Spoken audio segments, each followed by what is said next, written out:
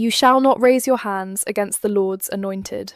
Hello, I'm Jezebel, former born-again and spirit-filled Christian, now deconstructed and deconverted. Feel free to like, dislike, comment, and subscribe. I review and reflect on Bible scriptures and church practices. Ever heard this preached from the pulpit? 1 Samuel 26 verse 9. Do not destroy him, for who can stretch out his hand against the Lord's anointed and be without guilt? This is quoted from David about not striking King Saul. But if you've ever been in a church with very strong leadership, or is sometimes described as heavy shepherding, you may well have heard this preached completely out of context. The taught context being from the leader of the church that you must not attack me. Of course he, and it's usually a he, is aligning himself as being the Lord's anointed. Being anointed in the Old Testament meant being set apart, such as Aaron the priest. So elders often use these verses as applied to themselves. In effect, what it means is that they become unquestionable and must be obeyed.